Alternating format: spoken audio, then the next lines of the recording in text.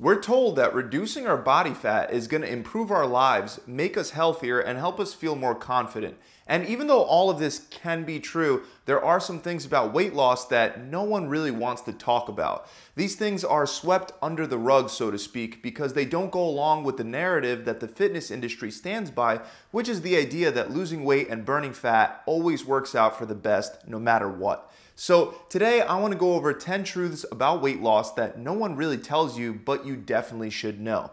And the very first thing that we have to talk about is the prevalence of body dysmorphia in fitness. You would think that as you lose weight and as you develop a more aesthetic looking body, you'll become happier with the way you look, which will increase confidence in all other areas of your life. And even though, yes, many level-headed people will experience these amazing benefits from dieting and exercising, I know firsthand how easy it is to get sucked into the mindset that your body is never good enough. Some of the most unconfident, socially awkward, and self-critical people that I've ever met have been bodybuilders and physique competitors with amazing looking bodies. Most people would kill to have a body like the really fit looking people that you see in magazines and in competitions. But little do you know that any slight flaw that many of these fit people perceive on their bodies become drastically magnified, and that creates massive amounts of stress in their lives. These issues can be as silly as legitimately stressing over your bicep being 17 inches instead of 18 inches. Also keep in mind that if this obsession over slight imperfections or even sometimes non-existent flaws, if these affect bodybuilders, they also affect regular people that just want to get into better shape. Now, even though the data does show that only about 2.5% of males and 2.2% of females in the United States live with body dysmorphic disorder, the rate of body dysmorphia is much higher for regular gym goers, as shown by a cross-sectional study where researchers found that almost 40% of the regular gym participants surveyed were at risk of body dysmorphia. That's insane, guys, especially since this is a fixation that significantly interferes with daily life and can lead to depression, as well as unhealthy choices like crash dieting, becoming bulimic, and abusing steroids. So do your best to keep a level head and set achievable goals that prioritize your health at least as much, if not more, than your aesthetics. Now, another negative about weight loss that you don't typically hear about is the problem with excess skin.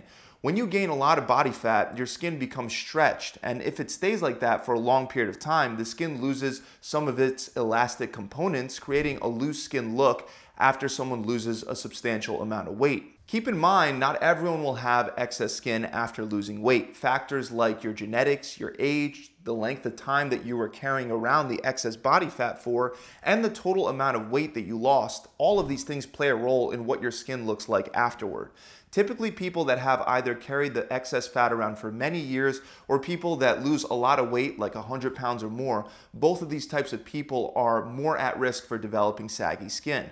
One of the best natural preventative measures that you can take for loose skin happens to be weight training. So make sure that you include resistance training as a part of your weight loss workout plan rather than just dieting and performing cardio.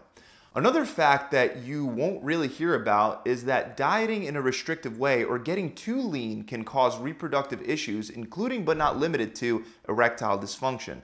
In fact, if you're one of the many people that has searched for how to get under 8, 7, or even 6% body fat, I can pretty much guarantee you that if you are successful at getting that lean, things downstairs aren't going to be working quite the same until you bring your body fat percentage back up to a sustainable level. Now, don't get me wrong, being overweight or obese is bad for reproductive health as well because excess body fat raises estrogen and reduces testosterone. But very few people know that being too lean can do the same. For example, in a study that examined the hormonal profiles of male bodybuilders for 6 months before and after their competition, the bodybuilders were able to reduce their body fat percentage from an average of 14.8% to 4.5%. At the same time, testosterone levels declined from 9.22 nanograms per milliliter to 2.27 nanograms per milliliter. Keep in mind that anything below 2.5 is considered low testosterone. This is why natural bodybuilders usually have no sex drive weeks and sometimes months before getting on stage. And this often also pairs with erectile dysfunction. The good news, according to this same study, is that testosterone levels return back to the baseline level of 9.91 nanograms per milliliter during the weeks and months following the competition. So the adverse effects are not permanent. But Unless you're aiming to compete, you might want to avoid going too low in body fat percentage, and instead, if you're a man, aim for a range of around 8 to 14% body fat, and if you're a woman, you should aim for at least 14 to 20% body fat. Also, in general, for optimal hormonal health, make sure that you're eating enough fats when you diet.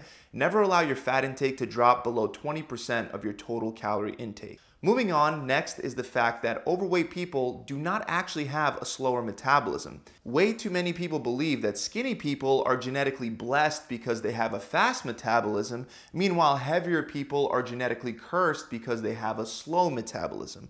But this is complete and utter nonsense. In fact, it's the opposite. Research indicates that the heavier you are, the higher your resting metabolic rate tends to be. So overweight people actually have faster metabolisms than people that maintain a lighter weight. This makes a lot of sense if you think about it. The more mass that you have, the more energy it'll take for your body to maintain and move around that mass. The next fact that no one tells you is that if you spend enough time consistently exercising, you will more than likely run into an injury. And unfortunately, no amount of stretching, mobility work, or perfecting your form can fully prevent this risk of injury. To give you a better idea, we can look at some stats. For example, between 1990 and 2007, we have data showing that over 970,000 people were treated in emergency rooms for weight training related injuries. Out of those people, 114 of them died. Now, keep in mind, this isn't intended to scare you. 114 deaths over the course of 17 years is tiny, so you're almost definitely not going to die while lifting weights. However, an injury is a lot more likely. It's estimated that almost 460,000 people were injured while exercising or using exercise equipment in the year of 2012 alone.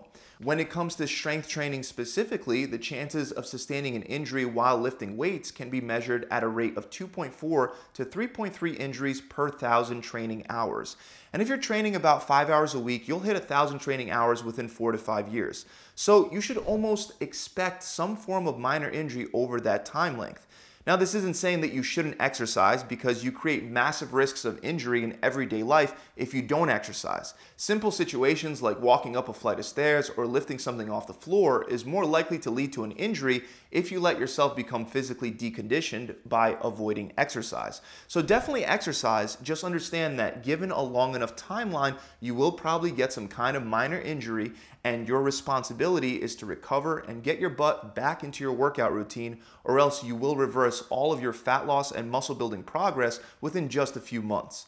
Another major fact about losing weight that most people don't know is that cardio is not the most effective way to lose weight. We can see this, for example, in a meta-analysis of 14 other studies involving a little under 2,000 overweight and obese people that found that isolated aerobic exercise or cardio was not an effective weight loss therapy.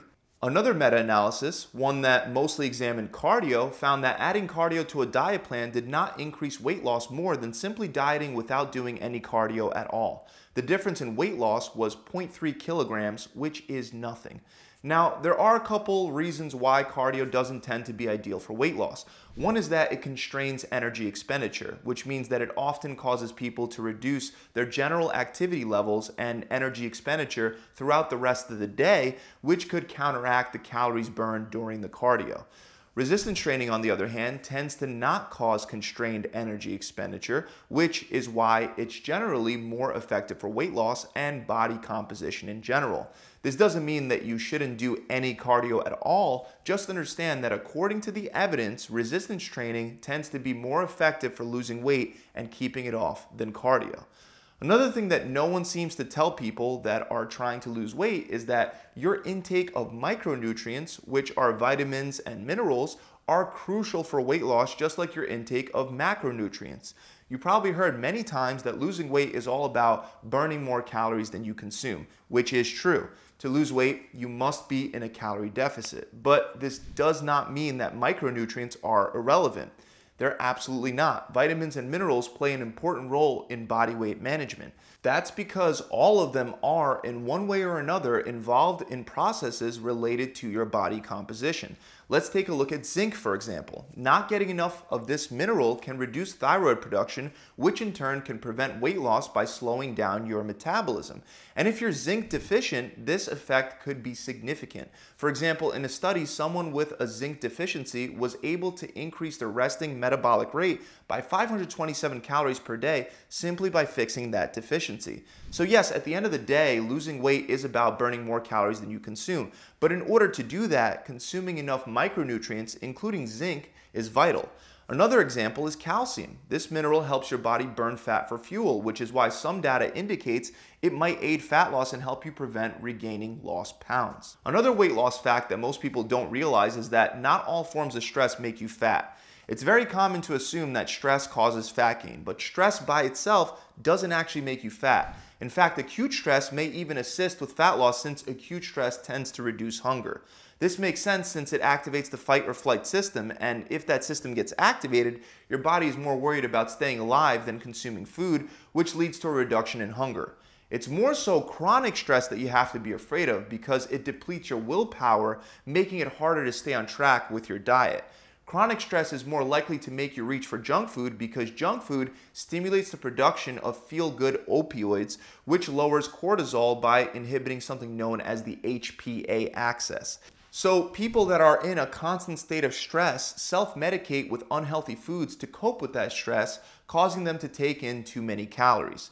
If you're struggling with chronic stress, consider adding a daily meditation routine since it's been proven to be very beneficial for chronic stress.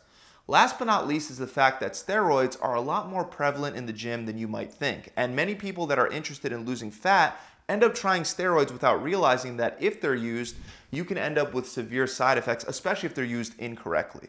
It's estimated that 2.9 to 4 million Americans have used steroids between the ages of 13 to 50. Most beginners associate steroids with muscle growth rather than with fat loss. But research shows that when you create an androgen deficiency by reducing hormones like testosterone, for example, you end up increasing body fat. On the other hand, if you increase testosterone, it'll have the opposite effect and it'll assist with fat loss.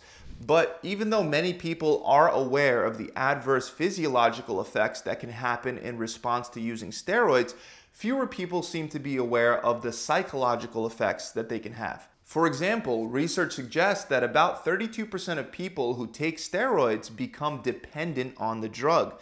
Most people also don't realize that it's common for steroid users to experience withdrawal symptoms when quitting steroids, and sometimes the symptoms are severe. They can include things like fatigue, loss of appetite, restlessness, insomnia, reduced confidence, reduced sex drive, and sexual issues.